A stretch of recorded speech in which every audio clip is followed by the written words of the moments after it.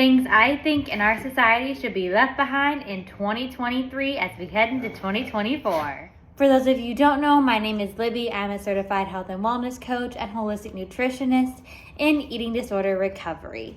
And this is our guest star, my little puppy, Sansa Taylor. So with that, let's get started. So the first thing I think in our society should be left behind in 2023 is going to be intermittent fasting. Intermittent fasting, just no. Just no. I think we need to really focus on fueling our body at regular intervals in a mindful and meaningful way. Just intermittent fasting, just see you later. Next thing, be a little bit controversial, but I'm going to say it anyway. The calories in restaurants on their menus, just no reason to have them there. Make it available upon request as a calorie menu behind the counter people can ask for. Put it in bold letters at the bottom of the menu or on the bottom of the menu board, calorie count upon request. Just no reason to have it bright and bold, even bolder than the freaking name of the item. Just no. Bye. Next thing is going to be scales in gym locker rooms. Just why? I personally think there's no need for them, and I think it'd just be beneficial not to have scales in locker rooms, especially really, really outdated old ones that just probably don't even work correctly anyway. So, bye. Next thing, rapid fire, macro counting and calorie counting. I feel like those are just very good ways to spiral to disordered eating and eating disorders. So I don't really find them beneficial and just think they just, no. I truly think they are a very big precursor and very slippery way to get into disordered eating and eating disorders and just are not beneficial. So, no thank you. Next thing, what I eat in a day videos. I truly, now, before I pretense this, that is different than those videos that are like recent eats. Those just give you a glimpse of like different meal ideas and things like that people have throughout their days. But having strict what I eat in a day, I feel like can be very harmful because of the comparison people do with what I eat in a day videos, and everybody's body is so different and has different requirements and needs. Like mine is different than my sister's, than my husband, than my boss, than my nephew. And I feel like they're just can be very harmful for people. So I feel like what I eat in the videos, no. Going into that, what I eat in a day versus like a big pet peeve of mine is when parents post what I offered my kid versus what they eat.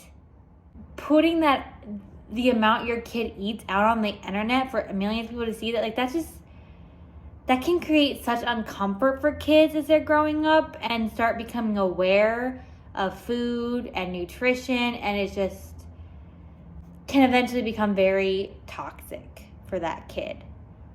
One mom on TikTok put it best, like, I will post what I played up for my family, but I'm not going to post afters, because that just to me is, like I said before, can lead into a slippery slope, and I just don't want to put any value toward food, in a sense of like negative or positive. I just want them to eat what they eat and eat till they feel full and satisfied, and I don't want them to feel any judgment or, so she was like, I will post what I played up for my family, but I'll not post what the kids actually eat completely. Another thing that I think needs to be left behind in 2023. That is feeling like you have to earn your food. Feeling like, I feel like in our society there's a strong kind of, I don't even know the word I'm looking for. It's just, I feel like a lot of people, because of our society, feel like they have to earn their food and burn calories to earn what they eat. And there's a strong, like, not stereotype, but strong just kind of thing in our society that, you know, oh, if you have a cupcake, you have to burn it off. Or if you're going out to eat later, you have to earn that by doing a big workout. No. I think that is just so detrimental to people's health and relationship with their body and food. And it just